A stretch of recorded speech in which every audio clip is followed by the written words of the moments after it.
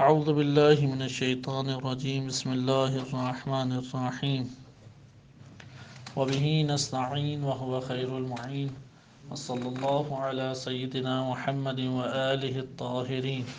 اللهم صل على محمد وآل محمد وعجل فرجهم.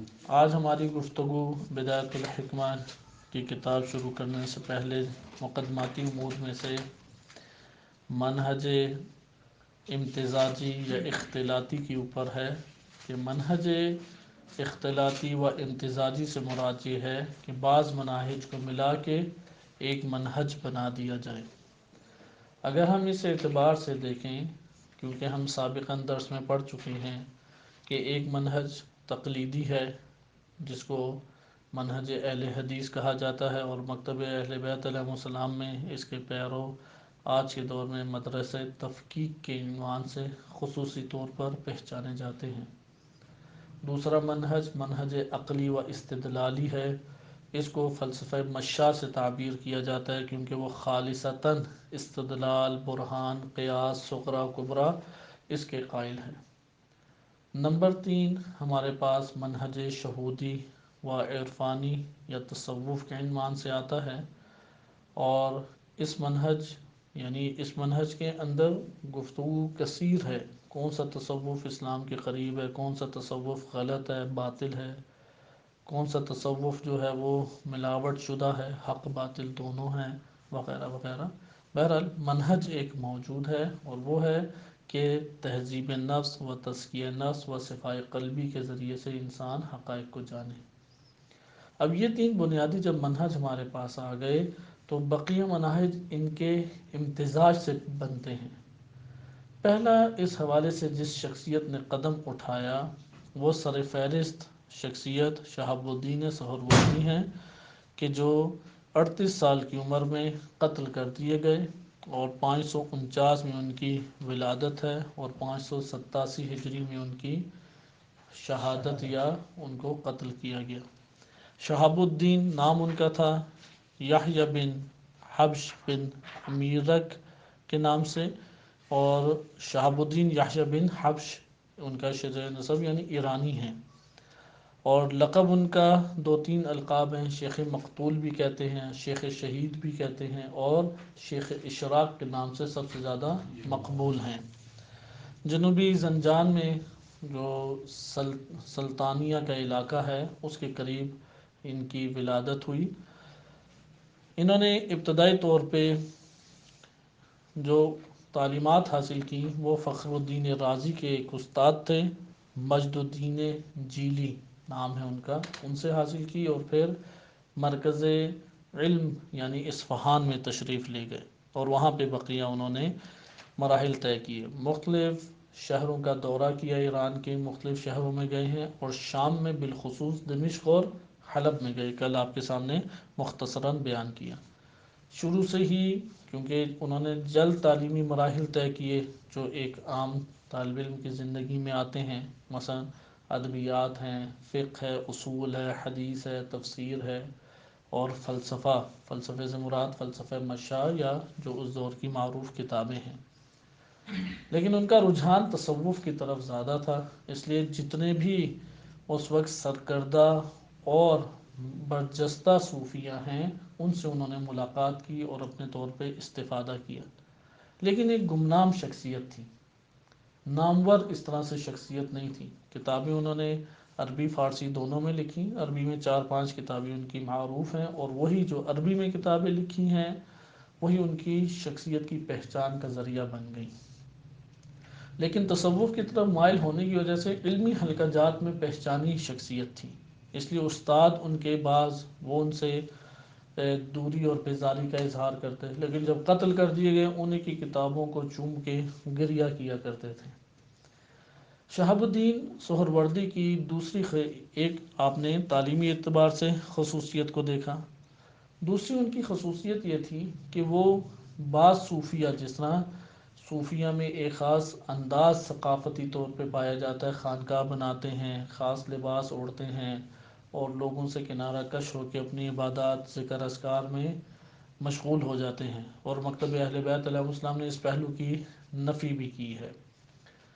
یہ جو ریاضتوں کا سلسلہ ہے، شہاب الدین سہروردی وہ اجتماعی بھی تھے، یعنی ان کی یہ خوبی یہ ہے کہ وہ اس طرح سے خانقاہی فقط نہیں تھے، خانقاہیت کو بھی آباد کیا اور اجتماعیت کو بھی آباد کیا، اور یہ ایک تکامل کی صورت ہے بلا شک و شبہ۔ اور یہاں پہ رہبانیت کا وہ اعتراض ختم ہو جاتا ہے کہ جس کو اہل بیت علیہ السلام کی روایات نے بالخصوص شدت کے ساتھ بیان کیا ہے۔ لہذا اجتماعیت میں مناظروں میں حصہ لیتے، علمی مباحث میں حصہ لیتے، مختلف قسم اور طرز تفکر رکھنے والوں سے ہم کلام ہوا کرتے تھے، اور یہی چیز ان کے قتل کا باعث بن گئی، کیونکہ جب آپ اجتماعی طور پہ حصہ لیں گے اور شخصیت بعض حلقہ جات میں پہچانی جائے گی تو وہاں پہ آہستہ آہستہ آپ کے نظریات مطرح ہوں گے۔ اب حلب میں جب بادشاہ جو ملک ظاہر تھا اس کے ساتھ ان کے بہت قریبی روابط ہوئے، تو ملک ظاہر بیٹا تھا صلاح الدین ایوبی کا۔ صلاح الدین ایوبی مسلک کے اعتبار سے یعنی عقائدی طور پہ بہت قریب ہے اہل حدیث کے، اور شدید دشمن تھا، شیعہ چاہے اسماعیلی ہوں یا اثنا عشری ہوں، شدید دشمن تھا۔ ابھی بھی دمشق میں بازار شام کے ساتھ بہت بڑا اس کا قلعہ آباد ہے، اسی طرح سے بنا ہوا ہے، اور بہت بڑی شخصیت اہل سنت میں سمجھی جاتی ہے، یعنی ہیرو ہے یہ اس وقت اپنے دور کا، اور بعد از اپنے دور جو زمانہ آیا۔ بڑے بڑے ڈرامے فلمیں بنائی گئی ہیں اس کی شخصیت کے اوپر، کہ نصر العرب کا لقب دے کے کہ عرب کا ہیرو یا عرب کا شیر، اس عنوان سے یا عرب کا شاہین، شاہین عرب کے نام سے صلاح الدین ایوبی کو ابھارا گیا۔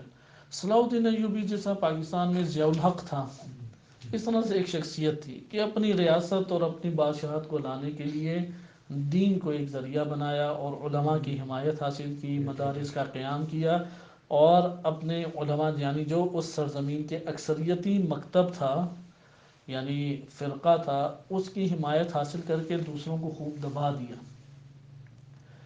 صلاح الدین ایوبی اس لیے علماء اس کے بہت قریب تھے، اور علماء سفارش کر کے اس سے بات اپنی منوا لیا کرتے تھے۔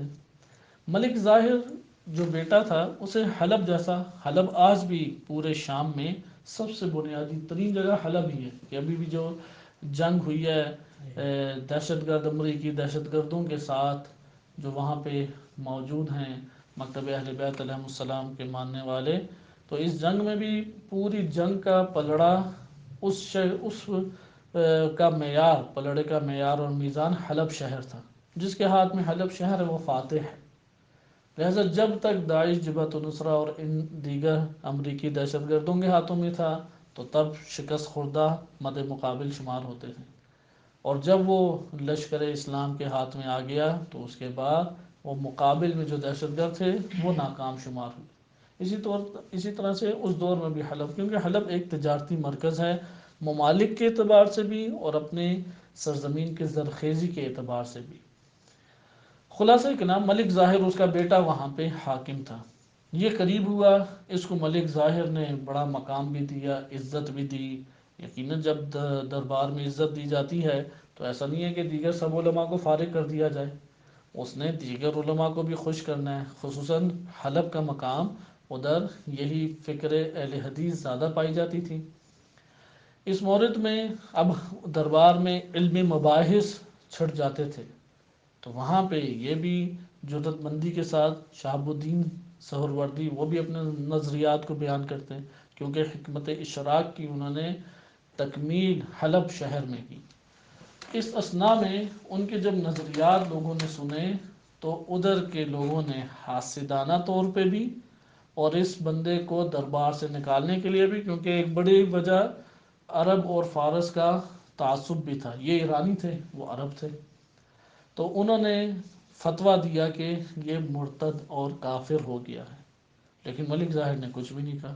انہوں نے صلاح الدین ایوبی کو پھر خط لکھا، صلاح الدین ایوبی نے پھر اپنے بیٹے کو خط لکھا کہ جیسا یہ کہہ رہے ہیں ویسا اس شخص کے اوپر حد جاری کرو جس نے اسلام کے قوانین اور نظریات کا انکار کیا ہے، لیکن ملک ظاہر نے عمل نہیں کیا۔ جب عمل نہیں کیا انہوں نے پھر چپکے سے ایک وفد بھیجا، اب وفد بھیجا تو انتہائی غصے میں بھرا ہوا خط اور افراد کے ساتھ بھیجا کہ جو نگرانی کریں کہ حد جاری ہوئی ہے یا نہیں، کیونکہ صلاح الدین ایوبی یہ نہیں کر سکتا تھا کہ وہاں پہ علماء کی ہی مخالفت کا مول لے، اس کی حکومت مستقر نہ رہ پاتی، لہذا اس بنیاد پہ اسے قتل کیا گیا۔ قتل کے مختلف طریقے وارد ہوئے ہیں، زیادہ جو احتمال ہے وہ یہ ہے کہ اسے زندان میں ڈال کے بھوکا پیاسا رکھا گیا، بھوک کی شدت کی وجہ سے پھر آہستہ آہستہ وہ قتل ہو گیا، اور اس 38 سال کی عمر میں شہاب الدین سہروردی ایک بدترین طریقے سے قتل کر دیے گئے۔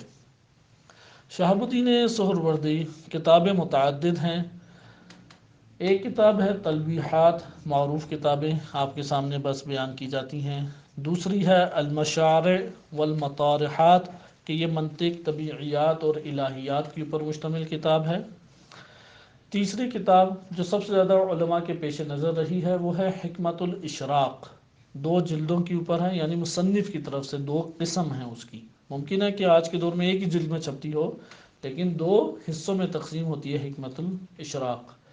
پہلا حصہ اس کا ہے، اس میں 3 مقالے ہیں جو منطق سے تعلق رکھتے ہیں، کس سے تعلق رکھتے ہیں؟ منطق سے، اور دوسری جو قسم ہے وہ الہیات کے اوپر مشتمل ہے، اور 5 مقالے اس میں درج ہیں۔ اسی طرح سے چوتھی اس کی کتاب ہے لمحات، 5ویں کتاب ہے مقامات، یہ عربی میں ساری کی ساری کتابیں ہیں۔ بہت ساری اور بھی کتابیں لکھی، نور الانوار ہے، یا عشق کے اوپر بھی اس نے لکھی ہیں، دیگر متعدد فارسی میں چھوٹے چھوٹے کتابچے بھی موجود ہیں، لیکن اپنے فلسفے کا نام اس نے اشراق قرار دیا، حکمت الاشراق اس کا نام دیا۔ اس کی بنیادی وجہ یہ ہے کہ اشراق کا مطلب ہوتا ہے انبثاق النور، نور کا پھوٹ پڑنا، نور کا یعنی نور کا جاری ہو جانا، جیسے آپ زمین کھودتے رہیں اچانک پانی کا فوارہ نہیں نکل آتا، اس کو کہتے ہیں اشراق، یعنی آپ کوشش زحمت کرتے رہیں اچانک نور کا ایک پورا کا پورا سرچشمہ وہ پھوٹ پڑے گا اور ہر شے کو منور اور اجاگر کر کے رکھ دے گا۔ آئیں اب ہم دیکھتے ہیں کہ خصوصیت کیا ہے حکمت الاشراق کی، یعنی یہ آپ کے سامنے شخصیت کا مختصر سا پہلو تھا تاکہ ہمارے سامنے آئے کہ ابتدا کہاں سے ہوئی، کیونکہ شیخ اشراق ان کی زحمتیں بہت ہیں، اس کے باوجود بعد میں جو علماء آئے انہوں نے یہ ثابت کیا مختلف جگہوں پر کہ ان سے بہت بڑے بڑے اشتباہات بھی جنم لیے۔ شیخ مطہر رحمۃ اللہ علیہ نے بھی اپنی کتب میں اس کی طرف اشارہ کیا ہے کہ شیخ اشراق سے متعدد اشتباہات جنم لیے اور بعد میں اس کی اصلاح کی گئی۔ بہرحال شیخ اشراق کا بنیادی منہج کیا تھا؟ شیخ اشراق کا منہج یہ تھا کہ وہ ایک طرف سے عقل کے قائل ہیں، دوسری طرف سے ذوق اور کشف کے قائل ہیں، یعنی عقلیات اور اس کے ہمراہ سیر و سلوک، صفائی قلبی، تہذیب نفس کا ہونا ضروری ہے۔ اگر ایک کو دوسرے سے جدا کر دیں تو وہ کہتے ہیں کہ کمال حاصل نہیں ہو پائے گا اور حقائق آشکار نہیں ہوں گے، اس لیے انہوں نے اپنی بعض کتابیں پڑھنے سے منع کر دیا کہ اگر کوئی شخص علوم بحثیہ اور علوم عقلیہ کے اوپر مہارت نہیں رکھتا، یعنی منطق اور فلسفہ مشاء کے اوپر مہارت نہیں رکھتا، تو کہتے ہیں میرے فلسفے کو پھر وہ شخص نہ پڑھے، یا میری مثلا فلاں کتاب کو نہ پڑھے، خصوصاً یہ حکمت الاشراق کے بارے میں ہی یہ بات وارد ہوئی ہے، یعنی وہ غلط مطلب سمجھے گا اگر اس کے پاس علوم عقلیہ موجود نہیں ہے صحیح طور پہ۔ اور یہی والی فکر جو شیخ اشراق نے دی، حوزہ علمیہ میں بھی اساتذہ انہی 2 حصوں میں تقسیم ہیں۔ اکثر کی فکر یہی ہے کہ اگر حکمت مطالعہ کو بھی سمجھنا ہے تو پہلے آپ علوم بحثیہ کے اوپر عبور حاصل کریں۔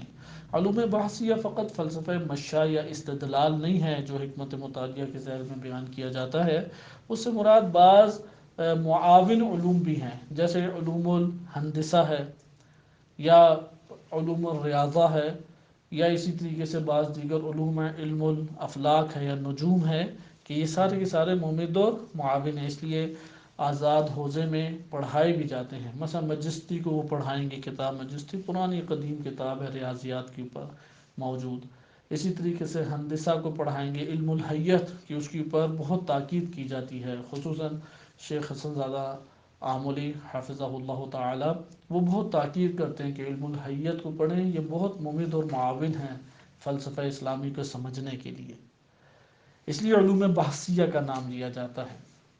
بس ہمارے پاس حکمت اشراق، یہ حکمت اشراق ان کی زبانی دو قسم کے علوم ہو گئے، ایک ہے علوم بحثیہ اور ایک ہے علوم ذوقیہ۔ یہ والی تعبیر بار بار اساتذہ استعمال کرتے ہیں، حکمت مطالعہ کو جو بزرگ اساتذہ پڑھاتے ہیں وہ یہ اصطلاح بار بار استعمال، ممکن ہے کہ ہمیں بدایت الحکمہ نہایت الحکمہ پڑھاتے ہوئے استاد یہ والی اصطلاحات استعمال نہ کریں، لیکن اساتذہ جو بزرگ اساتذہ ہیں وہ بار بار اس کا استعمال کرتے ہیں، علوم بحثیہ و علوم ذوقیہ۔ اس لیے وہ اشارہ کرتے ہیں، مثلا اسفار پڑھا رہے ہوں گے تو اسفار میں اب ایک پیراگراف آ گیا، وہ کہیں گے یہ پیراگراف علوم بحثیہ سے تعلق رکھتا ہے، پھر اگلی سطور دو تین آئیں گے وہ کہیں گے یہ ذوق سے ذوقیہ سے تعلق رکھتا ہے، پھر آگے آئیں گے یہ قرآن اور روایت سے تعلق رکھتا ہے، کیونکہ اس میں امتزاج اپنے کمال کو پہنچا ہوا ہے۔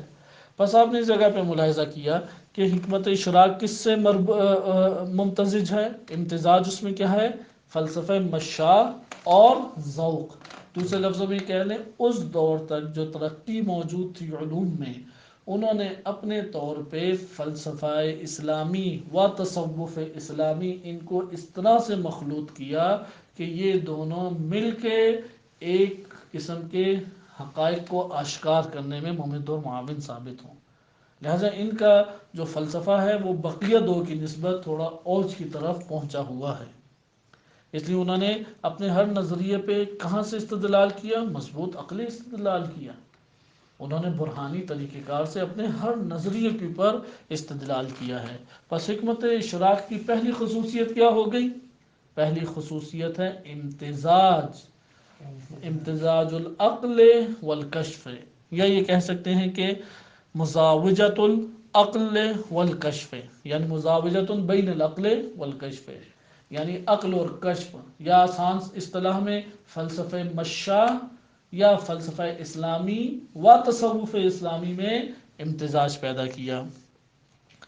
دوسری طرف ان کی، یعنی انہوں نے ہر وہ عمل، ہر وہ نظریہ جو پیش کیا ہے اس پہ عقلی استدلال بھی ہے، نمبر دو اس کے اوپر سیر و سلوک سے مکاشفات کا بیان بھی ہے، دونوں کو انہوں نے ذکر کیا۔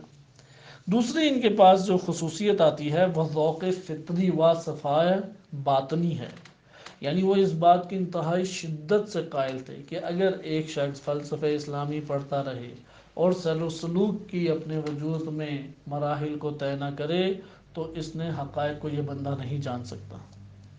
اس لیے فطرت میں اللہ تعالیٰ نے انسان کے وجود میں یہ تقاضا رکھا ہے کہ وہ کمال کی طرف بڑھے، لیکن کیسے کمال کی طرف بڑھے، تزکیہ نفس کرے۔ انشاءاللہ ابھی آگے شیخ مطہر رحمۃ اللہ علیہ کی زبانی بعض فروق آ رہے ہیں، اس سے آپ کے لیے حکمت اشراق کا یہ والا نقطہ آشکار ہوگا کہ ان کا صفائے قلبی سے کیا مراد ہے۔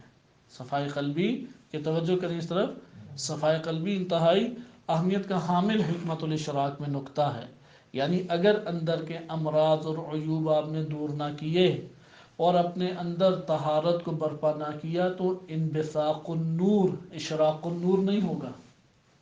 اشراق النور کب ہوگا، اولاً اس کی معرفت عقلی حاصل کی جائے اور اس کے ساتھ ساتھ طاہر کرے اپنے آپ کو امراض سے، بیماریوں سے اپنے آپ کو پاکیزہ کرے۔ وہ پاکیزہ کرنے کے لیے وہی انسان کے لیے مجاہدت و مراقبت ہے کہ جو تصوف اسلامی میں بیان کی جاتی ہے۔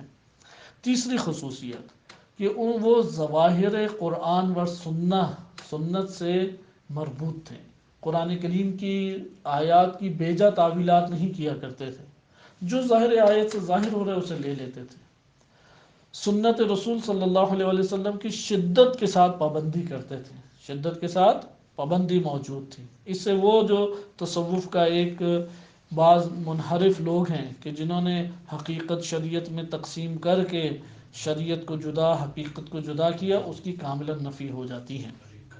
جی، چوتھی خصوصیت اور بہت اہمیت کی حامل خصوصیت ہے کہ حکمت اشراق میں کائنات کے حوالے سے ایک کامل آئیڈیالوجی پائی جاتی ہے۔ یہ قلیل ہے فنون اسلامیہ میں، مشاع میں بھی یہ خوبی پائی جاتی تھی لیکن برہانی طور پہ، لیکن اس جگہ جو حکمت اشراق میں ہمیں دکھائی دیتی ہے رؤیہ کونیہ، یعنی کائنات کے بارے میں آئیڈیالوجی، ما سوا اللہ، اللہ کے علاوہ جتنی بھی خلقت ہے اس کے بارے میں آئیڈیالوجی وہ ایک محکم صورت میں ہمارے سامنے آتی ہے۔ مثال کے طور پہ 4 عناوین کو انہوں نے خصوصیت سے بیان کیا، ایک ہے وجود، دوسرا ہے کون یعنی کائنات، تیسرا ہے اللہ یعنی بذات وجود باری تعالی، اور چوتھا ہے آخرت معاد۔ اس کو خصوصیت سے، اس سے پوری کائنات کی ایک کامل ہمارے سامنے تصویر کشی ہوتی ہے۔ پہلا ہے وجود، اور وجود میں کیا نظریہ اختیار کیا؟ اعتباریت الوجود، ماہیت کو اصیل قرار دیا اور اعتباریت الوجود قرار دیا۔ پھر کائنات کے بارے میں انہوں نے نظریات پیش کیے، جواہر ہیں، اعراض ہیں، ماہیات ہیں، اس کی تفصیل ہے۔ نمبر 3 پھر اللہ سبحانہ و تعالی، ذات باری تعالی و صفات، اللہ کی ذات کی پر گفتگو کی۔ نمبر 4 آخرت کی تبیین کی اور نظریات اس کے بارے میں بیان کیے۔ یہ ہمارے پاس آ جاتی ہے مختصر سی تشریح حکمت اشراق کی کہ جو ان کی کتابوں میں موجود ہے۔ شیخ مطالعی رحمۃ اللہ علیہ نے 3 اس کے بنیادی نظریات کو ذکر کیا ہے جس کے گرد حکمت اشراق کا نظریہ گھومتا ہے، یا یہ کہہ لیں کہ ان 3 نظریات میں فلسفہ مشاولے کاملاً جدا ہو جاتے ہیں، کاملاً جدا ہو جاتے ہیں۔ یہ 3 نظریات انتہائی اہمیت کے حامل نظریات ہیں۔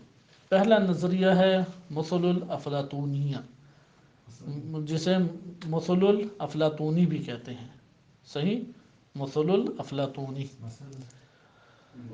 مثل الافلاطونی سے مراد یہ ہے، توجہ کریں اس کی، کیونکہ یہ والا افلاطون کے نظریات میں نسبت دی جاتی ہے افلاطون کی طرف، جس طرح سے مشاء کے نظریات کو کس کی طرف نسبت دی جاتی ہے؟ ارسطو کی طرف، جبکہ ادھر نسبت دی جاتی ہے افلاطون کی طرف، کیونکہ افلاطون کا اپنا منہج یہ تھا کہ وہ ریاضت اور عبادت کی طرف زیادہ مائل تھا، یعنی ذوق کی طرف زیادہ مائل تھا، جبکہ ارسطو عقلانیت کی طرف زیادہ مائل تھے۔ نظریہ مثل مختصر طور پر بیان کیا جائے تو وہ یہ ہے کہ ان کا نظریہ یہ تھا کہ اس وقت جو ہمیں کائنات دکھائی دے رہی ہے، آپ ہیں، ارد گرد آپ کے زمین آسمان ہیں، یا بہت ساری جاندار بے جان مخلوقات ہیں، یہ ساری کی ساری سایہ ہیں اور ایک جہان میں ان کی حقیقتیں موجود ہیں۔ یعنی سب چیزیں جو ادھر آپ کو دکھائی دیتی ہیں، ان سب کے حقائق کسی اور عالم میں موجود ہیں۔ کہاں پہ موجود ہیں؟ کسی اور عالم میں موجود۔ پھر یہ کیا ہے؟ اگر وہ حقائق ہے تو یہ کیا ہے؟ کہتے ہیں یہ مثل سایہ ہے۔ یہ کیا ہے؟ مثل سایہ۔ ہم چیز سارے کون ہیں؟ سایہ ہیں۔ ہم سب کی حقائق موجود ہیں۔ حقائق سے ان کی مراد اگلے نقطے میں آشکار ہوتی ہیں۔ مثل الافلاطونیہ، اس کی بعض بڑے اچھے کلپ بھی بنے ہوئے ہیں۔ مثال کے طور پہ ایک شخص ہے، وہ غار میں بیٹھا ہوا ہے، 4-5 بندے ہیں، توجہ کریں، 4-5 بندے ہیں، سامنے آگ جل رہی ہے، صحیح، اب پیچھے غار ہے، غار مختصر سا، مثلا اتنا سا غار ہے جتنا میرا ہاتھ ہے، صحیح، اور ادھر بندے بیٹھے ہوئے ہیں، غار بھی اس طرح سے جیسے آپ مٹھی کو تھوڑا سا بند کریں، اس طرح سے غار ہے، درمیان میں 2-3 بندے بیٹھے ہیں، سامنے آگ جل رہی ہے، رات کا وقت ہے، سامنے سایہ پڑے گا یا نہیں پڑے گا؟ اب غار کے پیچھے سے جو شخص گزرے وہ ادھر غار میں بیٹھے ہوئے اشخاص کو دیکھ سکتا ہے؟ پیچھے سے اگر کوئی غار کے گزرے بیٹھے ہوئے اشخاص کو دیکھ پائے گا؟ نہیں دیکھ پائے گا۔ کس کو دیکھ پائے گا؟ سامنے جو سایہ برپا ہو رہا ہے اسے دیکھ پائے گا؟ دیکھ پائے گا۔ وہ یہ کہتے ہیں کہ اس دنیا کے حقائق ایسے ہی ہیں، ہم جو دیکھ رہے ہیں وہ سایہ ہے، اور سایہ جو بن رہا ہے ان حقائق کا وہ بے عین ہی اس طرح سے نہیں ہے کہ جیسے ادھر حقائق موجود ہیں۔ لہٰذا اگر آپ حقائق کو حاصل کرنا چاہتے ہیں تو اپنی دید کو یا ان رکاوٹوں کو آپ ختم کریں کہ جو اس کو آشکار صحیح طور پہ نہیں کر رہے، وَإِلَّا حقائق اپنی جگہ پر موجود ہیں۔ بس یہ کائنات کیا ہو گئی؟ یہ جو سامنے عکس بن رہا ہے اور باہر سے دیکھنے والا شخص اس عکس کو دیکھ رہا ہے، حقائق اپنے جگہ پر موجود ہیں۔ اسے کیا کہتے ہیں؟ مثل الافلاطونیہ۔ واضح یہ بات؟ یہ ہمارے پاس عالم اسلام میں جو روایات موجود ہیں ان کی طرف بھی اس کی بازگشت ہوتی ہے۔ عالم زر کہ روایات میں وارد ہوا ہے کہ عالم ذر موجود ہے، اور اس کے مقابلے میں بعض روایات ہیں کہ جو مقابلے میں عالم ذر کے آتی ہیں۔ دوسرا نظریہ، کیونکہ ابو علی سینا اس نظریہ مثل الافلاطونی کے شدت سے مخالف تھے، اور شیخ اشراق شدت کے ساتھ قائل تھے۔ شیخ اشراق کے علاوہ کون سی بڑی ہستیاں اس کی قائل ہوئی ہیں؟ وہ دو ہستیاں ہیں، ایک ہیں صدر المتعلقین ملا صدرہ، وہ اس کے قائل ہوئے ہیں، اور دوسرے ہیں میر باقر داماد، کہ انشاءاللہ شیخ اشراق کے اختتام پہ بس چند شخصیات کا نام آئے گا۔ لیکن میر باقر داماد کی جو تشریح انہوں نے بیان کی ہے، میر باقر داماد نے مثل الافلاطونیہ کی، وہ اس سے کافی حد تک جدا ہے کہ جو حکمت اشراق میں پائی جاتی ہے۔ واضح بات، مثل الافلاطونیہ کی جو تشریح حکمت اشراق میں پائی جاتی ہے، وہ تشریح کو میر باقر داماد نے قبول نہیں کیا۔ میر باقر داماد بہت بڑا نام ہے، انشاءاللہ ان کے بارے میں آپ کے سامنے وضاحت آئے گی۔ البتہ یہ یاد رکھیں، مثل الافلاطونیہ اس نظریے کو اچھے طریقے سے یاد کریں، یہ منطق میں بھی ہمارے لیے کام آتا ہے، پھر جہاں جہاں پہ ہم مباحث فلسفیہ پڑھتے ہیں وہاں پہ کام آتا ہے، پھر عقائدی طور پہ جب بعض مباحث چھڑتی ہیں تو وہاں پہ کام آتا ہے، اس لیے یہ مثل الافلاطونی ذہن نشین ہونا چاہیے۔ اسی سے مطرح ہوتا ہے دوسرا ایک نظریہ، اور وہ نظریہ یہ ہے کہ ارواح موجود ہیں۔ ارواح کب موجود ہیں؟ انسان کے اس دنیا میں خلق ہونے سے پہلے، انسان کی اس دنیا میں پیدا ہونے سے پہلے انسان کی ارواح موجود تھی یا نہیں؟ یعنی مثل الافلاطونیہ میں جسے حقائق کہا جا رہا ہے، اور اس دنیا میں جو موجود چیزیں انہیں سایہ کہا جا رہا ہے، تو وہ حقائق کیا ہیں انسان کے اعتبار سے؟ روح۔ مثل الافلاطونیہ کے ذیل میں آپ یہ کہہ لیں، اس دنیا میں بھی ہم انسان دیکھتے ہیں یا نہیں؟ یہ انسان حقیقت رکھتا ہے، یا دوسرے جہان میں جو انسان ہے وہ حقیقت رکھتا ہے؟ جو دوسرے جہان میں موجود ہے وہ حقیقت رکھتا ہے۔ اس جہان میں جو ہمیں دکھائی دے رہا ہے یہ کیا ہے؟ عکس۔ وہ جو حقیقت رکھتا ہے وہ کیا ہے؟ وہ روح ہے۔ وہ اسے روح سے تعبیر کیا، اور اب جب ہم آئے ادھر تو یہ بدن کیا ہے؟ یہ مثل سایہ ہے، پس روح پہلے ہے، بدن بعد میں ہے۔ اس لیے یہاں پہ یہ نظریہ آیا کہ ارواح پہلے تھیں، اس لیے وہ اس نظریے کے عالم ذر کے نظریے سے قریب تر ہوتا چلا جاتا ہے۔ لیکن ارسطو نے اس کا نظریے کا انکار کیا، انہوں نے کہا کہ نہیں، اس دنیا میں پہلے بدن ہے پھر روح ہے، پہلے بدن ہے، اور اکثر فلاسفہ مسلمین نے اسی نظریے کو اختیار کیا ہے، اکثر نے، کہ پہلے بدن ہے اور پھر روح ہے۔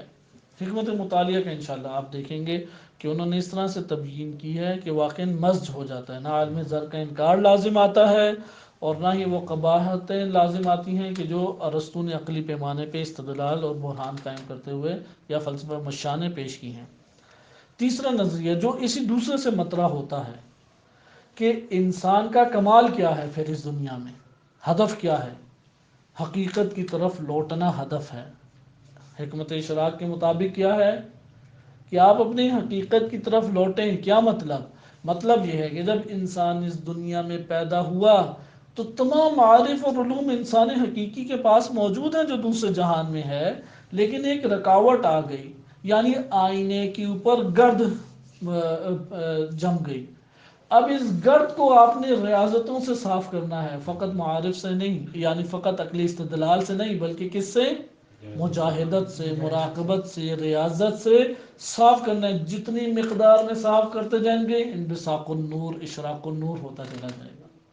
یعنی وجود انسان و نفس انسان و روح انسان ہے کہ جہاں پہ نور کی ذوفشانی ہوتی ہے، اور جب یہ نور ذوفشانی کرتا ہے حقائق آشکار ہوتے چلے جاتے ہیں، لہذا استذکار کا نظریہ پایا جاتا ہے۔ استذکار کہتے ہیں یاد دہانی۔ قرآن کریم کی آیات بھی ہیں کہ فذکر انما انت مذکر، کہ آپ انہیں یاد دہانی کرائیں، یا یاد دہانی مومنین کے لیے کیا ہے؟ تنفع المؤمنین، مومنین کو فائدہ دیتی ہے، فائدہ بخش ہے۔ لہذا تیسرا ہم نظریہ کیا ہے؟ استذکار۔ جبکہ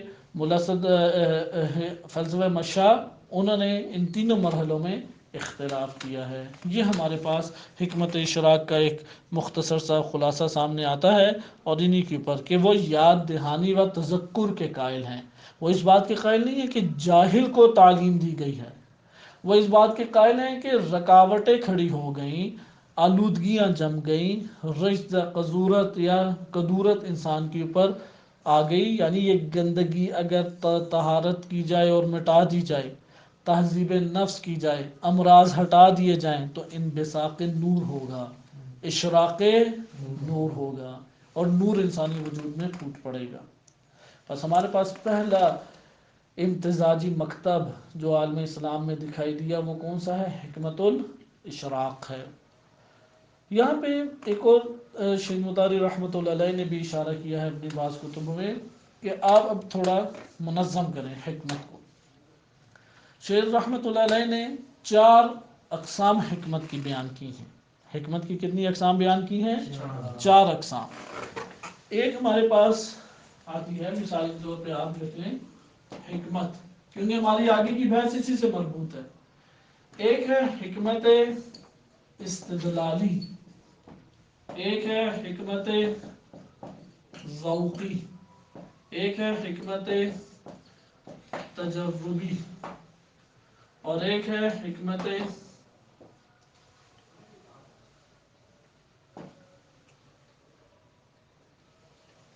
اس کو جدلی کا نام دے سکتے ہیں، حکمت جدلی۔ 4 ہمارے پاس آ جاتی ہے۔ حکمت استدلالی یعنی برہان، برہان کس سے وجود میں آتا ہے؟ قیاس ہے اور مواد ہے۔ قیاس میں کیا ہوتا ہے؟ صغرا ہوتا ہے، کبرا ہوتا ہے، از اکول ٹو نتیجہ، صحیح ہے۔